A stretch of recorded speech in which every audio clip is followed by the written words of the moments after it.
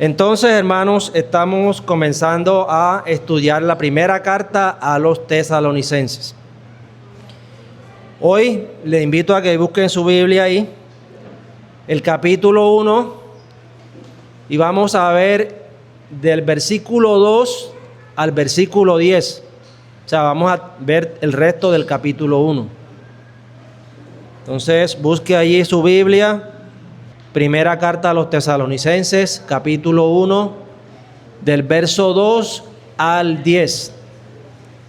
Así dice Dios, o el Señor: damos siempre gracias a Dios por todos vosotros, haciendo memoria de vosotros en nuestras oraciones, acordándonos sin cesar delante del Dios y Padre nuestro, de la obra de vuestra fe, del trabajo de vuestro amor, y de vuestra constancia en la esperanza en nuestro Señor Jesucristo.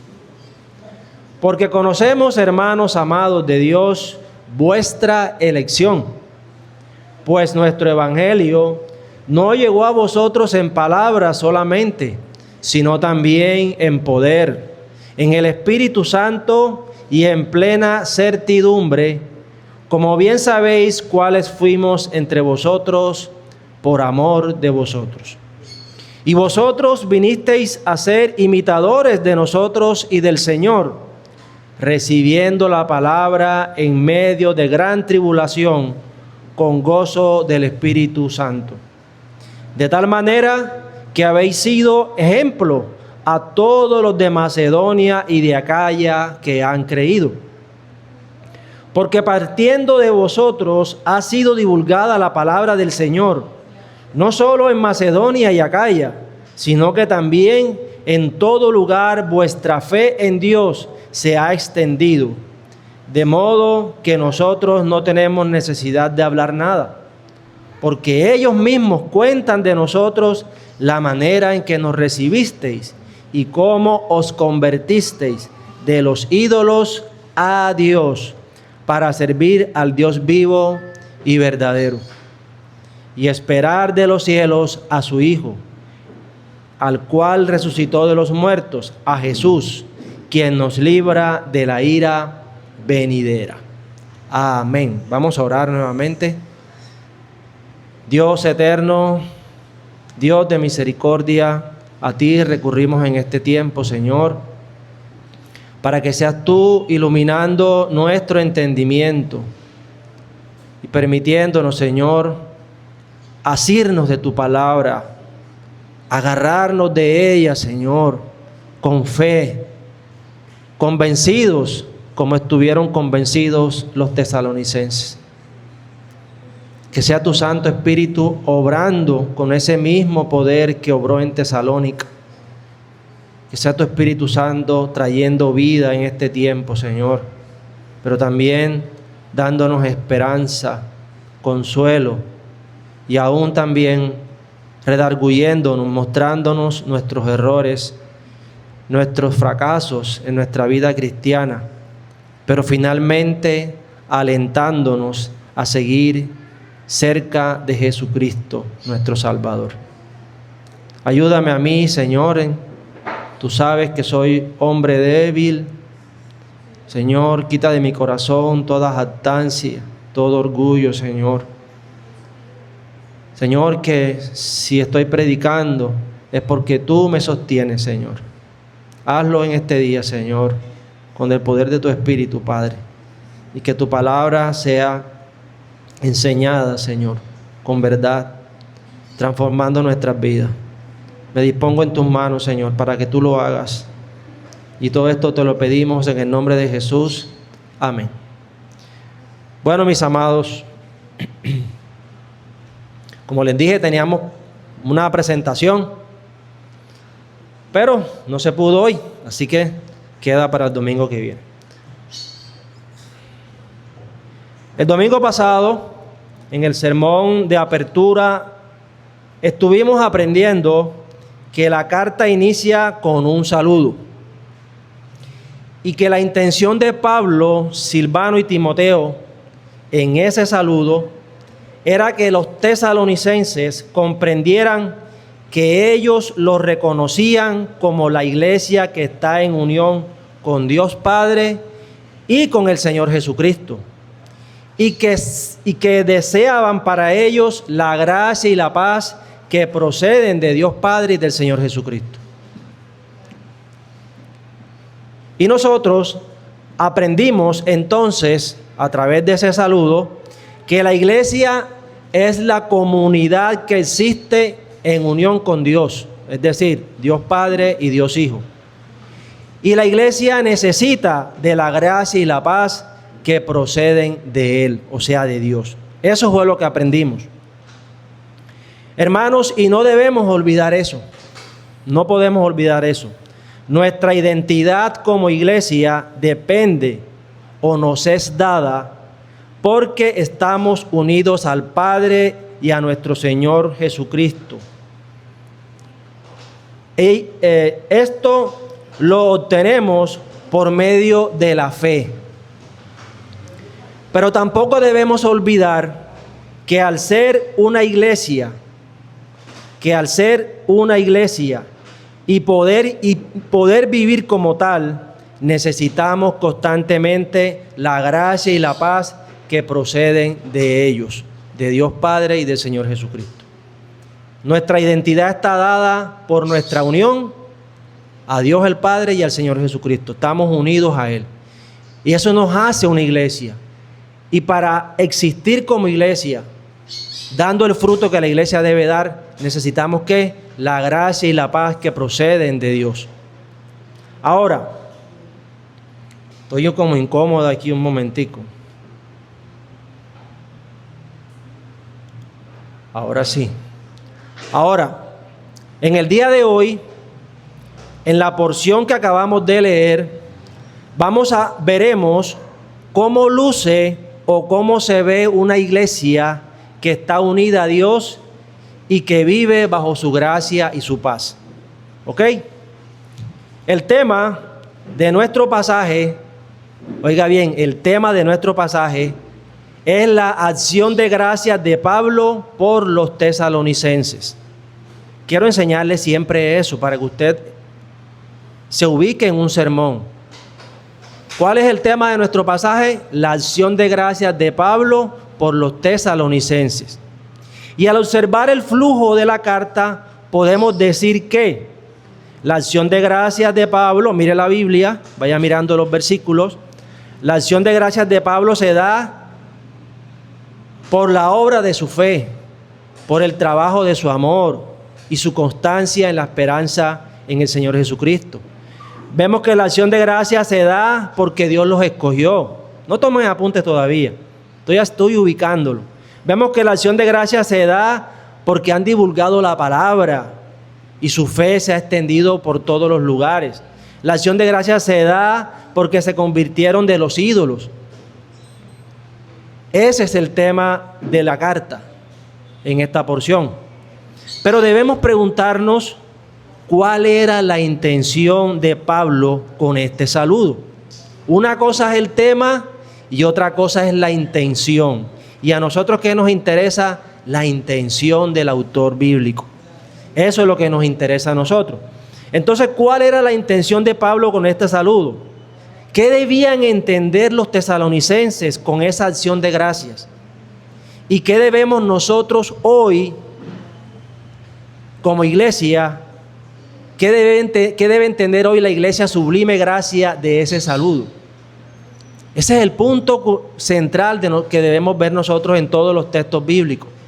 Una cosa es el tema y otra cosa es la intención.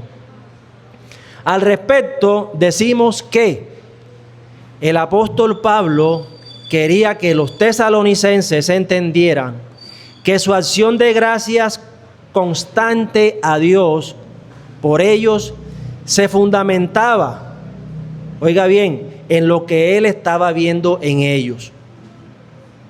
¿Y qué era lo que Pablo estaba viendo en ellos? Estaban viendo la obra de su fe, el trabajo de su amor, la constancia de su esperanza en el Señor Jesucristo. Estaba viendo en que Dios los escogió porque el evangelio llegó a ellos con poder. Estaba viendo que ellos se hicieron imitadores del Señor aún en medio de gran tribulación, y llegaron a ser ejemplo. Estaba viendo que ellos divulgaron la palabra y su fe se extendió por todo lugar. Y finalmente estaba viendo que en ellos se convirtieron de los ídolos a Dios para servirle y esperar de los cielos al Señor Jesucristo. Eso es lo que Pablo quiere que los tesalonicenses entiendan. Como eso está muy largo, ¿sí?, debemos resumir todo eso en una verdad eterna.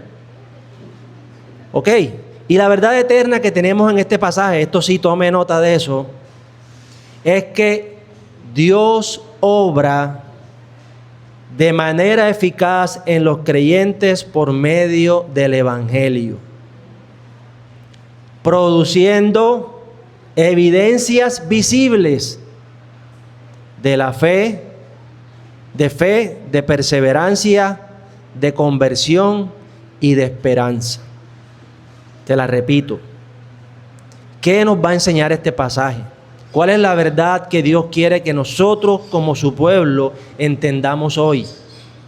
¿Sí? Que Dios obra de manera eficaz en los creyentes por medio ¿de qué? Del Evangelio. Produciendo evidencias visibles. ¿Qué evidencia? Evidencia de su fe, evidencias de perseverancia, evidencias de conversión y evidencias de esperanza.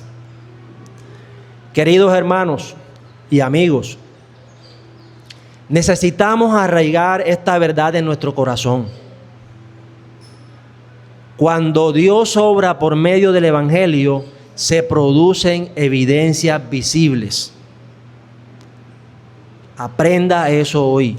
Cuando Dios obra por medio del Evangelio, se producen evidencias visibles. Evidencias visibles de su fe, de su perseverancia, de su amor, de su conversión y de su esperanza. ¿Me está escuchando? Aprenda eso hoy, mi amado hermano. ¿Y por qué? Necesitamos aprender o recordar esto, y preste atención también aquí, mucha atención. ¿Por qué necesitamos saber que cuando Dios obra por medio del Evangelio se producen evidencias visibles? Porque el corazón humano tiende a profesar fe sin evidencias visibles. Sin evidencias visibles de transformación. Tiende a dudar de la obra de Dios en medio de la tribulación. Tiende a reducir el Evangelio a palabras sin poder.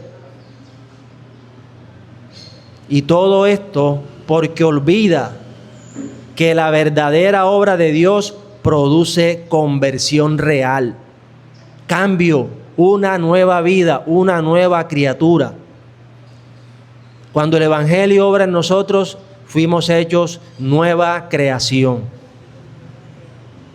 Pero muchas personas, aún estando en la iglesia, creen que profesar fe no necesita evidencias visibles. Hermanos, hoy el cristianismo es uno nominal, es decir, de nombre. Dicen que tienen fe, pero no tienen obras. El cristianismo hoy es un cristianismo sin testimonio público. ¿Está escuchando? ¿Por qué usted necesita saber que cuando el Evangelio obra, tienen que haber evidencias visibles? Porque hoy la iglesia está viviendo así. Son cristianos nominales, de nombre, pero no hay obras en su actuar, no hay obras de la fe que está en ellos. No tienen testimonio público bueno, lógicamente. La iglesia hoy profesa un cristianismo que proclama un evangelio de palabras solamente, pero que no transforma. Un cristianismo que sigue teniendo ídolos. Hermanos, somos creyentes y aún amamos el mundo. Ese es tu ídolo. ¿Sabes qué además? Un cristianismo que no da evidencias de ser escogidos por Dios. Y por último, bueno, hay muchas más características de la iglesia hoy, características malas. Un cristianismo que dice tener fe, pero sin perseverancia en la tribulación. Son cristianos cuando están en la buena, pero cuando vienen las aflicciones, su fe se derrumba. Al ver este panorama de la iglesia hoy, usted debe entender entonces por qué este testimonio de los tesalonicenses es digno de acción de gracia. O usted lo va a ver ahora en el desarrollo del sermón. Hermano, le voy a ilustrar el punto. Oiga bien, yo esta ilustración la he usado antes, pero quiero usarla nuevamente hoy. Hay un cristiano que canta música pop y en una de sus canciones dice: es imposible chocarse contra tu cruz y seguir siendo igual. Y luego dice: tú lo cambias todo. Me estoy refiriendo a un cristiano que se llama Funky. Y él tiene una canción que se llama Es imposible. Y el estribillo de esa canción dice esa verdad: es imposible chocarse contra la cruz de Cristo y seguir siendo igual. Porque cuando usted sufre un choque contra la cruz de Cristo, usted tiene que ser una nueva criatura, una nueva creación. Ese es el punto, hermanos. El cristianismo hoy es vacío. Iglesia, el evangelio nos hace nuevas criaturas. El evangelio lo transforma todo. Y aquí tengo una nota pensando que íbamos a hacer la presentación. Me adelanté. El evangelio lo transforma todo. Hermanos, la obra eficaz de Dios en una iglesia perseguida, ¿cierto?, solamente se puede evidenciar por el poder del evangelio, porque transforma a una iglesia perseguida.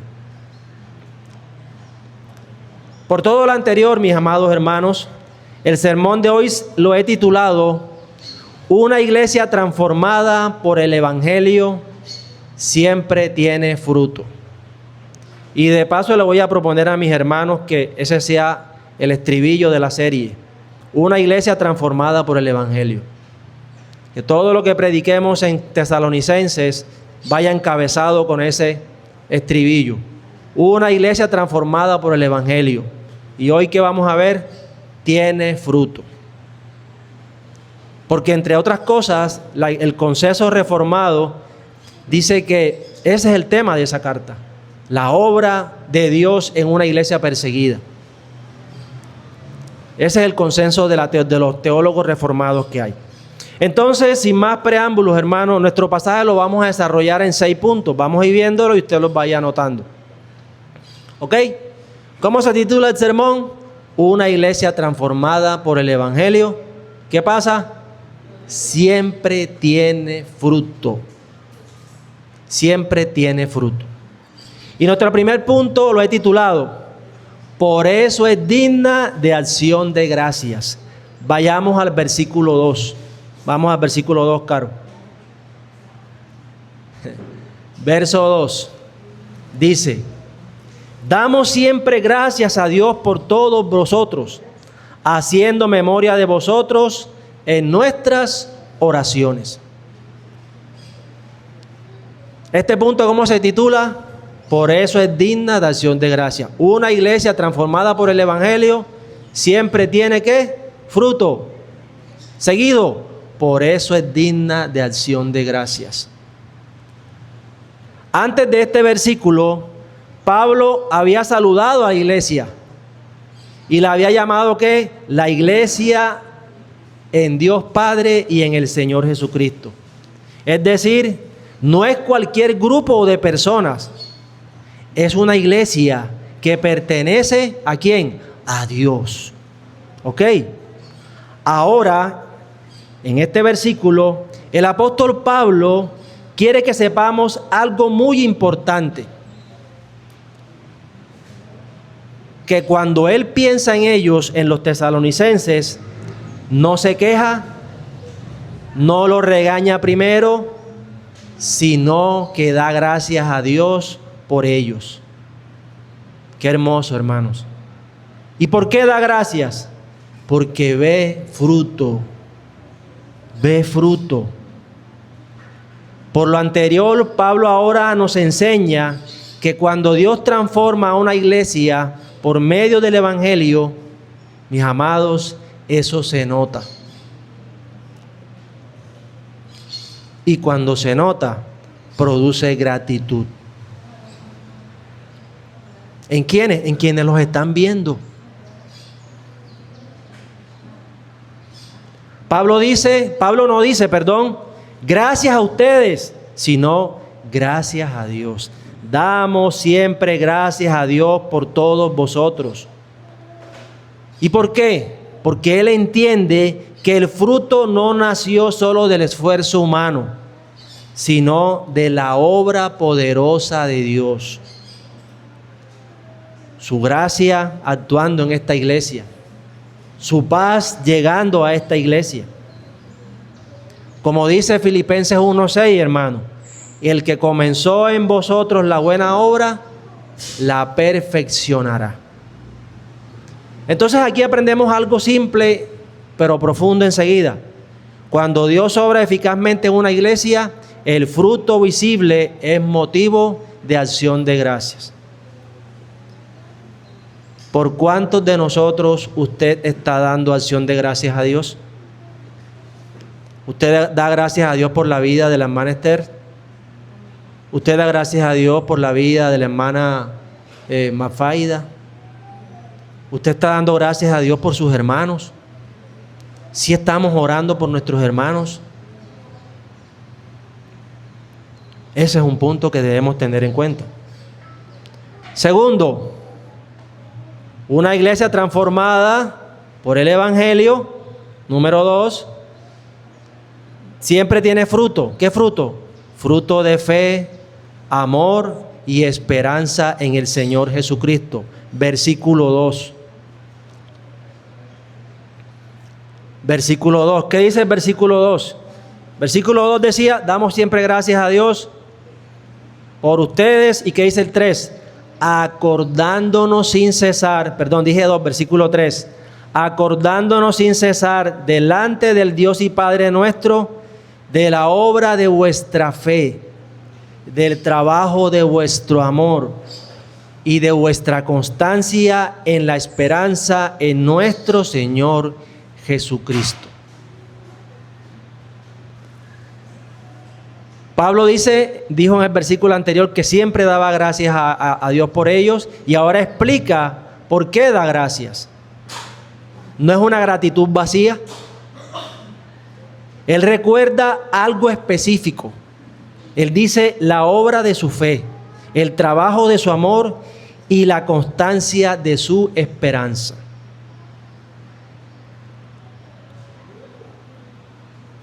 ¿Qué quiere el apóstol Pablo entonces que entendamos con esta acción de gracias por la fe, por el amor y la esperanza de estos hermanos? Quiere que entendamos que la fe verdadera trabaja.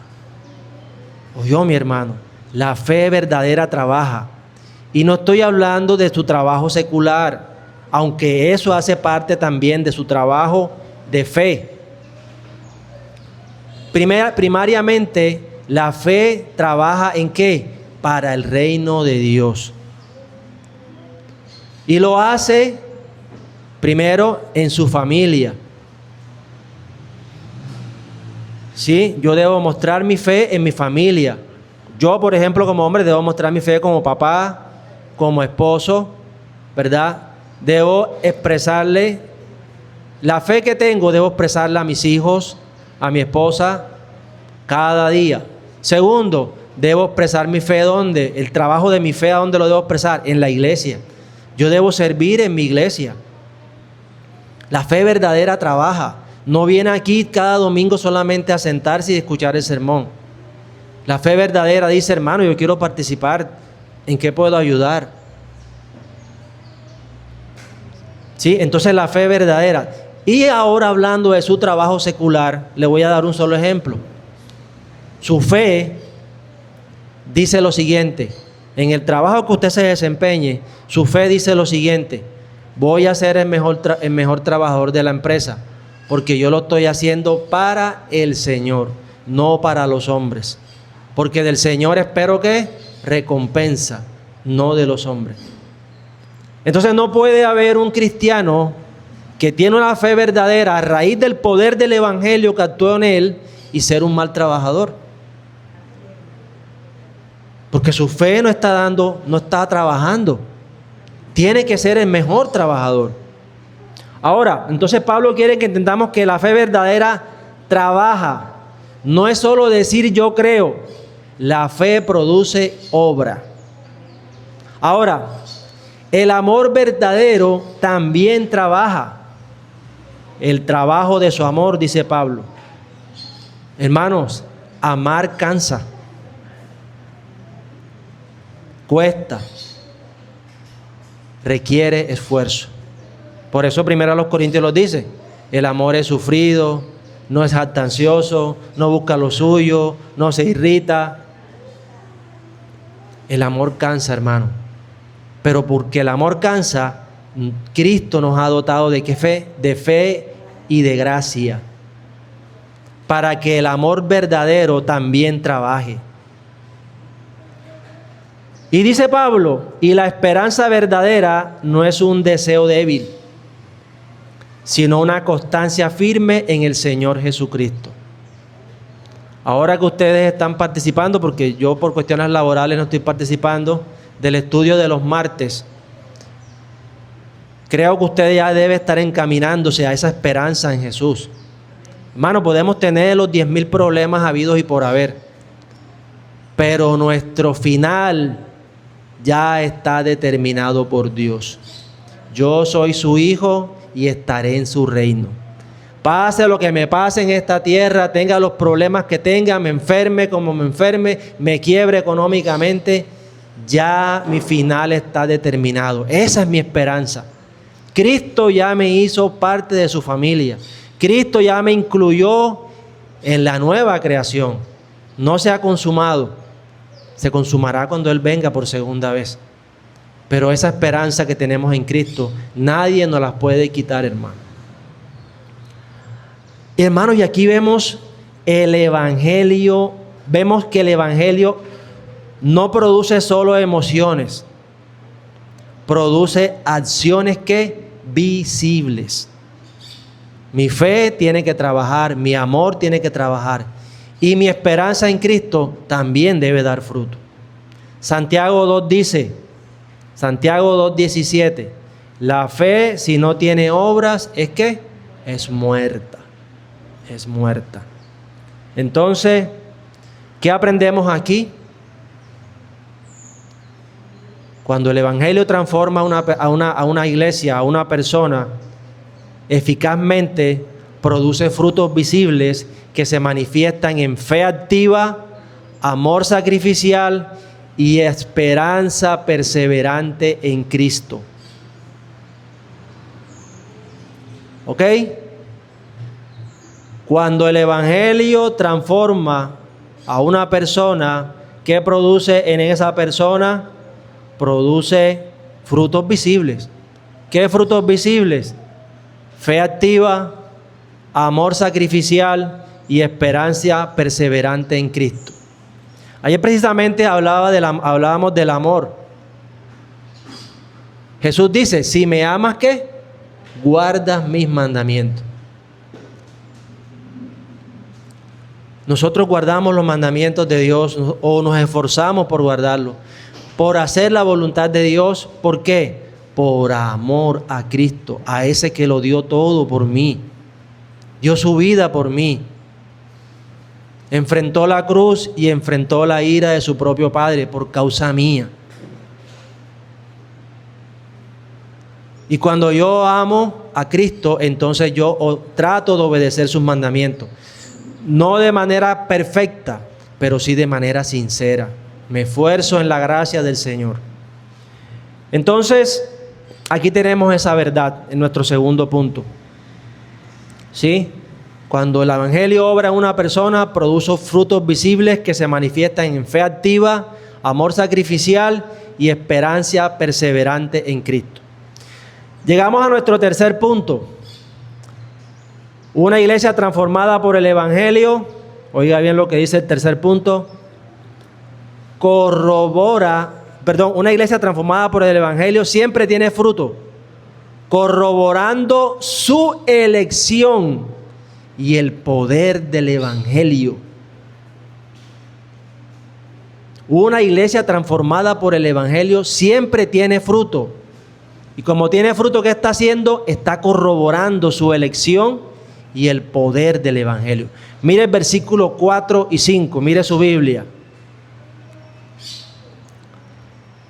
Porque conocemos, mire Pablo cómo inicia este versículo. Porque conocemos, hermanos amados de Dios, vuestra elección. Pablo, ¿y cómo lo sabes? Pues nuestro evangelio no llegó a vosotros en palabras solamente, sino también en poder, en el Espíritu Santo y en plena certidumbre o convicción. Como bien sabéis cuáles fuimos entre vosotros por amor de vosotros. Pablo ahora explica por qué esos frutos, los frutos que acabamos de mencionar en el punto 2, existen. ¿Por qué existen esos frutos en un creyente que ha sido transformado en el Evangelio? Ahora, entonces, el apóstol Pablo quiere que entendamos que esos frutos no son casualidad. ¿Oyó? No es casualidad. Son evidencia de algo más profundo. ¿Sabe qué es? La elección de Dios. La elección de Dios. Dios eligió a los tesalonicenses que creyeron. Él dice, conocemos vuestra elección. ¿Y cómo la conocen? Porque el Evangelio no llegó solo en palabras.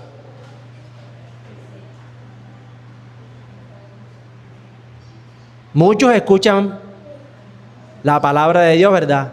Pero no todos son transformados. En Tesalónica, el Evangelio llegó en poder, en el Espíritu Santo y en una plena convicción de que ellos necesitaban a ese Salvador que es Cristo el Señor. Eso es lo que le muestra a Pablo, que ellos son elegidos de Dios. Su nueva vida, los frutos que están dando. Son nuevas criaturas. ¿Y por qué son nuevas criaturas? Porque Dios los eligió. ¿Y el Evangelio llegó qué? Llegó con poder en el Espíritu Santo y los convenció de que eran pecadores y que necesitaban un Salvador. Entonces eso significa que el Evangelio actuó por dentro, hermanos. Romanos 1:16 dice, no me avergüenzo del Evangelio porque es poder de Dios para salvación. Hermano, el Evangelio es poder de Dios. Creo que la palabra ahí es dunamis. Si me la pronuncio mal, me perdona. De donde viene la palabra dinamita. Es poder de Dios. Hermano, Dios nos escogió a nosotros. Y por medio del Evangelio se confirmó esa elección. Alguien nos compartió la palabra de Dios, el Evangelio, nos anunció que somos pecadores. Oiga el orden. Se nos anunció que somos pecadores, que estamos bajo la ira de Dios. Y al vernos en esa condición, surgió en nosotros la pregunta, ¿y ahora qué hago? Y la persona que nos compartió nos dijo, mira a Cristo allí en la cruz colgado, sangrando por tus pecados, aplacando la ira de Dios que estaba sobre ti. Así obra el Evangelio, hermano. Se nos muestra que somos pecadores, pero se nos muestra también el camino para no ser condenados por ser pecadores. Cristo en la cruz. Y entonces el Espíritu Santo obra con poder y nos hace ¿qué? Nuevas criaturas. Y se produce en nosotros la conversión. ¿Qué es la conversión? Fe y arrepentimiento. Fe para creer que Cristo murió por mis pecados y arrepentimiento para cambiar mi manera de vivir. Entonces, ¿qué aprendemos aquí, hermanos? La elección de Dios se confirma cuando el Evangelio llega con poder y produce transformación visible. Cuando predicamos la doctrina de la elección, la gente dice, ay, pero si ya Dios eligió, ¿por qué tenemos que evangelizar? Si ya Dios eligió, y eso es verdad, ya Dios eligió. Y la respuesta a esa pregunta es porque no sabemos quiénes son los elegidos. ¿Cómo sabe usted quiénes son los elegidos? Cuando usted les anuncia el Evangelio y el Evangelio obra con poder y los transforma. Y entonces ahora usted puede decir como el Pablo, conozco, hermano, vuestra elección. Pero mientras tanto, debemos evangelizar porque sabemos que ya hay elegidos. Ya hay una cosecha que está allá afuera. No sabemos quiénes son. Tenemos que predicar el Evangelio para que entonces esos elegidos salgan a la luz. ¿Sí entiende, hermano? La doctrina de la elección no limita la evangelización, más bien la promueve. Como ya yo sé que hay elegidos de Dios, yo ahora con más ahínco, con más ganas debo salir a evangelizar, porque yo no sé quiénes son. Pero cuando yo les predique el Evangelio y veo que el Espíritu Santo actuó con poder y lo transformó, entonces ya yo sé que son elegidos. No se le olvide eso. Entonces, la elección de Dios se confirma cuando el Evangelio llega con poder y produce transformación, ¿qué? Visible. Cuarto, una iglesia transformada por el Evangelio siempre tiene fruto, ¿verdad? Al creer en medio de la tribulación, llegando a ser ejemplo a otros. Ese es nuestro cuarto punto. Una iglesia transformada por el Evangelio siempre tiene frutos. Al creer en medio de la tribulación, llegando a ser ejemplo a otros. Versículos 6 y 7. Mire su Biblia. Pablo acaba de decir, conozco vuestra elección, hermanos, porque el Evangelio actuó con poder, sí, por el Espíritu Santo, los convenció de que eran pecadores, y vosotros vinisteis a ser imitadores de nosotros y del Señor. ¿Cómo así, Pablo? Sí, recibiendo la palabra en medio de gran tribulación. Y no solo eso, con gozo del Espíritu Santo. De tal manera que habéis sido ejemplo a todos los de Macedonia y de Acaya que han creído. ¿Ya lo vio? ¿Está clarito? Pablo ahora muestra otra evidencia de que fueron transformados por el Evangelio. Ahora el apóstol Pablo quiere que veamos algo sorprendente. Hermano, escucha lo que le voy a decir. Ellos no creyeron en tiempos fáciles. Recibieron la palabra en medio de gran tribulación.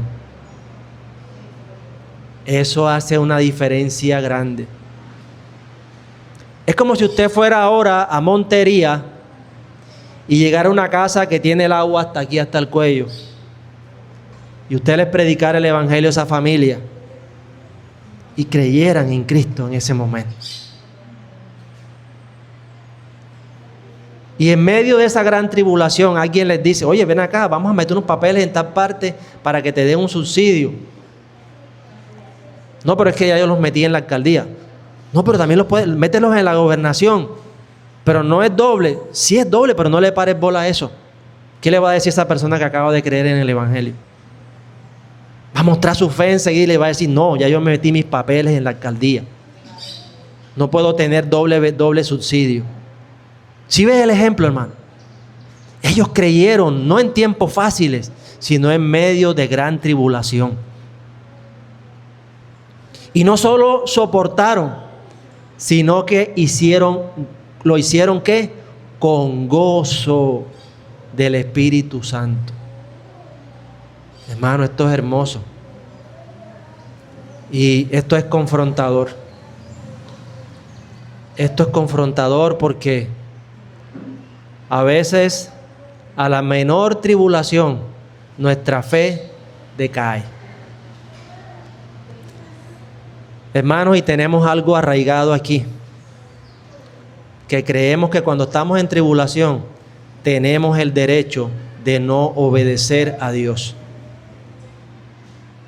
¿Sí o no? Creemos que tenemos licencia para pecar, o que tenemos licencia para no hacer la voluntad de Dios. Así es, hermanos. Pero estos hermanos nos están dando ¿qué ejemplo? ¿Qué ejemplo nos están dando los tesalonicenses hoy? Y hermano, y esta reacción de ella, eso no es natural. No es natural. Cuando hay problemas, lo normal es que quejarse o abandonar. Pero cuando Dios obra eficazmente, produce perseverancia. Yo creo que el ejemplo que les acabo de ilustrar con las personas en la inundación está claro. La fe persevera en la tribulación o en la alegría, en la enfermedad o en la salud, en la escasez o en la abundancia. Porque esa perseverancia procede de Dios. Es Dios sosteniéndonos con su gracia. Acuérdese, gracia, palabra gracia, influencia divina en el corazón y su reflejo en la vida. Dios influenciando nuestro corazón para que hagamos su voluntad.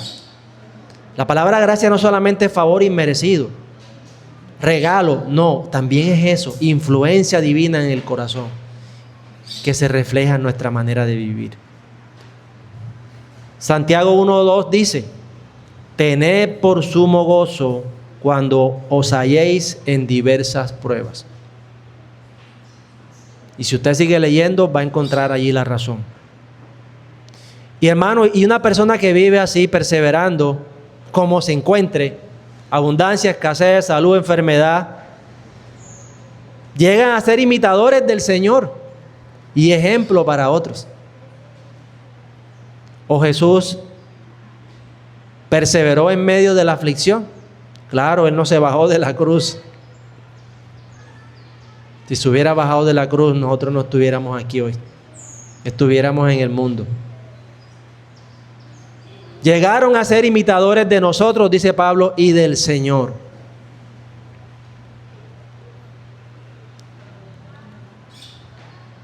Aquí tenemos una verdad importante. Dios, oiga, Dios produce perseverancia gozosa en medio del sufrimiento. Y esa perseverancia se convierte en testimonio para otros. ¿Escuchó? Dios produce perseverancia en medio del sufrimiento. Y esa perseverancia se convierte en testimonio para otros.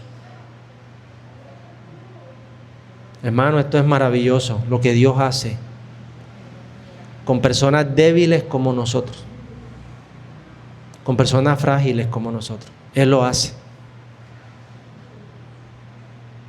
Mire hacia atrás su vida un momento. Un momentico, mire su vida hacia atrás. Y mire los momentos que usted ha tenido dificultades y usted ha perseverado en su fe. o también mire hacia atrás y mire los momentos en que ha tenido dificultades y ha negado su fe. A esto nos invita este punto. En quinto lugar, una iglesia transformada por el Evangelio siempre tiene frutos.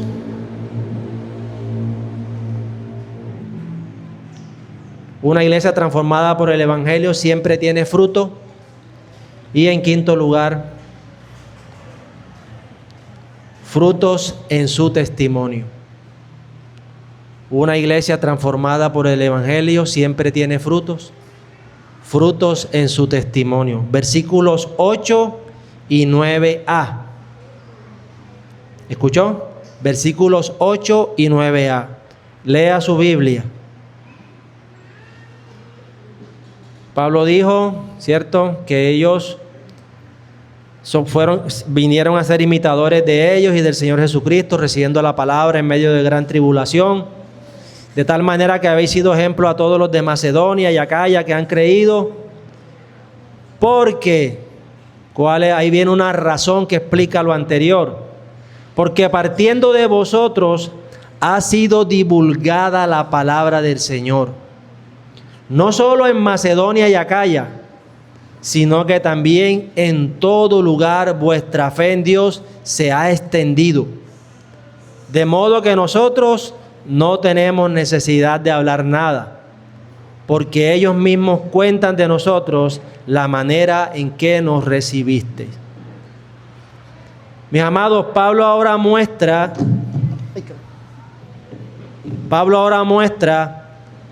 que el fruto no quedó encerrado dentro de la iglesia. Oiga bien, hermano, esto es importante. Pablo ahora muestra que el fruto que Dios está dando en esa iglesia a través del Evangelio no quedó encerrado entre la iglesia. Pablo quiere que entendamos que cuando el Evangelio transforma, se nota hacia afuera. Se nota hacia afuera, hacia el mundo. La palabra divulgada significa que resonó como un sonido estrepitoso, fuerte. No fue en secreto. No fue una fe escondida. Su fe se extendió tanto que Pablo ya no necesitaba explicar lo que Dios había hecho allí. ¿Eso cómo se llama, hermano? Testimonio. Mateo 5:16, Jesús dice: así alumbre vuestra luz delante de los hombres. Cuando nos manda, nos dice que nosotros somos sal y luz. Jesús dice allí también: así alumbre vuestra fe, así alumbre vuestra luz delante de los hombres. Hermanos, estos tesalonicenses, como les acabo de leer, no se quedaron encerrados en las cuatro paredes. Su testimonio trascendió de la iglesia. De modo que la gente veía en ellos algo diferente. Veía la obra de Dios en esas personas. Y ahora lo veremos en el siguiente punto. Lo que pasó en el siguiente punto es trascendental. Pero aquí aprendemos una verdad. Cuando Dios transforma una iglesia, su fe se vuelve pública. Y la palabra del Señor se extiende desde ella. ¿Me escuchó? Cuando Dios transforma una iglesia, su fe se vuelve pública. Y la palabra del Señor se extiende a partir de ella o desde ella.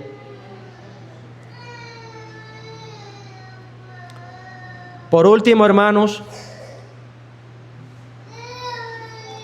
una iglesia transformada por el Evangelio siempre tiene frutos. Frutos de apartándose de los ídolos. Frutos sirviendo a Dios. Y fruto en la esperanza en la segunda venida de nuestro Señor Jesucristo. Versículos 9b y versículo 10. Mire su Biblia. Una iglesia transformada por el Evangelio siempre tiene fruto. Frutos apartándose de los ídolos, sirviendo a Dios y esperando la segunda venida.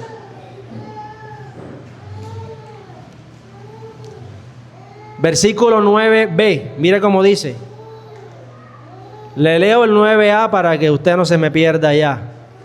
Porque ellos mismos cuentan de nosotros la manera en que nos recibisteis y cómo os convertisteis de los ídolos a Dios para servir al Dios vivo y verdadero y esperar de los cielos a su Hijo, al cual resucitó de los muertos, a Jesús, quien nos libra de la ira venidera. Pablo llega ahora al centro de todo. Pablo ahora quiere que entendamos qué pasó realmente en los corazones de estos tesalonicenses. ¿Y saben qué fue lo que pasó? Se convirtieron. Estaban mirando para allá y quedaron mirando para acá. Eso es conversión. Oh, no son 360 grados, son 180. Se convirtieron, hermanos. Eso significa que dieron la vuelta. Antes adoraban ídolos, ahora ¿qué hace? Sirven al Dios vivo y verdadero. Mi hermano, y escuche esto. La conversión verdadera siempre tiene 3 movimientos: abandonar los ídolos, servir a Dios y una esperanza en el Hijo de Dios.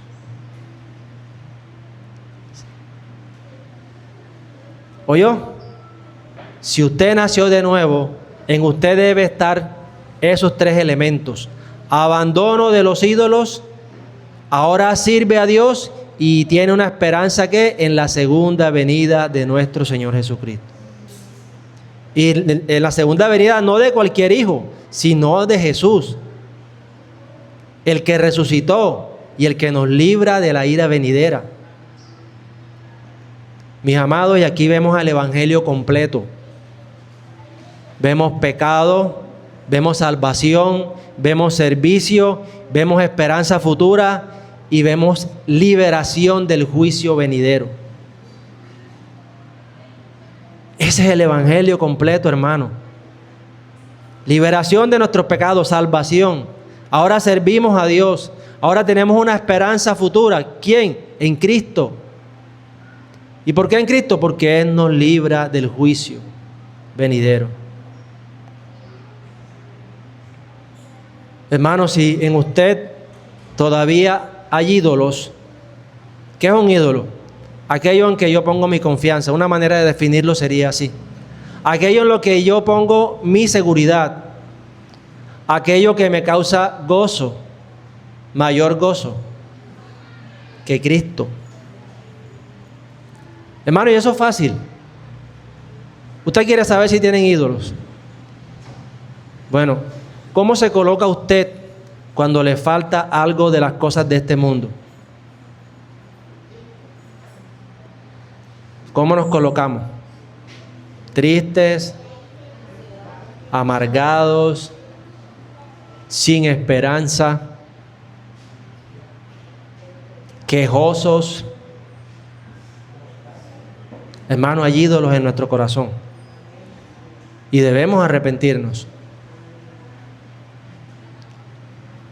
Pablo está diciendo que ellos se apartaron de los ídolos y se convirtieron al Dios vivo para servirle. Nosotros también nos hemos apartado, pero hay momentos en que volvemos a levantar ídolos en nuestros corazones. Pero es allí donde la palabra entra, es allí donde necesitamos este tipo de predicación que nos mueva al piso y nos diga: oye, ¿qué te pasa? Tú ya no sirves a esos ídolos. Ahora tú tienes un Dios vivo y verdadero. Sírvele a Él. Eso lo necesitamos, hermano. Hermano, y aquí aprendemos que Dios obra eficazmente produciendo una conversión real, que abandona ídolos, sirve al Dios vivo y espera con esperanza firme la venida de Cristo. ¿Con qué frecuencia? Yo le preguntaba esto a los hermanos de San Nicolás el domingo pasado. ¿Con qué frecuencia nuestras oraciones son? Ven, Señor Jesús. ¿Con qué frecuencia oramos de esa manera? Yo tuve que confesar que muy pocas veces lo hacía. Es verdad. Hermano, porque hay ídolos en nuestro corazón, aún estamos apegados a esta tierra. Tan dura que es la vida en esta tierra y estamos apegados aquí. Se nos olvida que nuestra ciudadanía es ¿qué? Celestial. Se nos olvida eso. ¿Cuántas veces oramos, Señor, ven, Señor Jesús? Ven. Pero yo estoy seguro que cuando estamos en tribulación, sí decimos, Señor, llévame, ya estoy cansado. ¿Sí o no? Así también oramos. Señor, ya estoy cansado, recógeme. Entonces, mis hermanos, Dios obra eficazmente produciendo una conversión real. ¿Y qué hace cuando hay esa conversión real? Hay un abandono de los ídolos. Dejamos de ser inútiles, como dice Romanos capítulo 3, a una se hicieron inútiles y ahora servimos al Dios vivo y verdadero. Y esperamos con esperanza real, verdadera, firme, la venida de Cristo. Unas aplicaciones, hermanos. Primera aplicación. Examinemos si nuestra fe tiene fruto visible. El Evangelio no produce solo palabras bonitas, sino transformación real. Hermanos, si Dios ha obrado eficazmente en nosotros, debe notarse en nuestra fe. Debe notarse en nuestro amor sacrificial. Y debe notarse en que tenemos una esperanza firme en Jesús. Hermano, no te conformes con decir, yo creo. Tenemos que preguntarnos, ¿mi fe está trabajando? ¿Mi amor está sirviendo? ¿Verdaderamente tengo esperanza en Cristo? Él es mi esperanza. Segundo, aprendamos a agradecer más y criticar menos. Pablo comenzó dando gracias, ¿cierto? Él no comenzó señalando defectos. Él comenzó esta porción dando gracias. Hermano, una iglesia transformada aprende a reconocer la obra de Dios entre sus hermanos. Así que entonces hagámonos la tarea de buscar evidencias de gracia en nuestros hermanos, del poder de Dios actuando en nuestros hermanos. Busquemos esas evidencias y demos gracias por ellas. Hermano, una iglesia madura celebra lo que Dios está haciendo entre su pueblo. Se goza de la santificación que ve en el hermano. Tercero, perseveremos con gozo, hermanos, en medio de la tribulación. Miren que los tesalonicenses creyeron en medio de ¿qué? De gran aflicción. Mi hermano, el fruto del Evangelio no desaparece cuando llegan los problemas. ¿Escuchó eso? Si hoy estás pasando por pruebas, no interpretes el sufrimiento como abandono de Dios. Gózate en el sufrimiento. Aplica una perseverancia gozosa. ¿Por qué? Porque es evidencia del que el Espíritu Santo está obrando en ti. Y por último, hermano, revisemos nuestros ídolos y renovemos nuestra esperanza. Revisemos nuestros ídolos, hermanos, y renovemos nuestra esperanza. Porque la conversión verdadera implica abandonar ídolos, servir a Dios y esperar a Cristo. Y por eso debemos preguntarnos, ¿qué lugar ocupa Dios en mi corazón? ¿Él es mi gozo? ¿Él es mi felicidad? ¿O lo son las cosas de este mundo? Vuelvo y te repito, ¿cómo te pones cuando te falta algo para la vida en este mundo? Debo preguntarme también, ¿estoy sirviendo activamente al Señor? ¿O será que lo que dice Romanos capítulo 3 se aplica a mí? ¿Qué dice Romanos capítulo 3? A una se hicieron inútiles. Hablando del hombre sin Cristo. Y por último, pregúntate, si vivo esperando la venida de Cristo o solo preocupado por esta vida.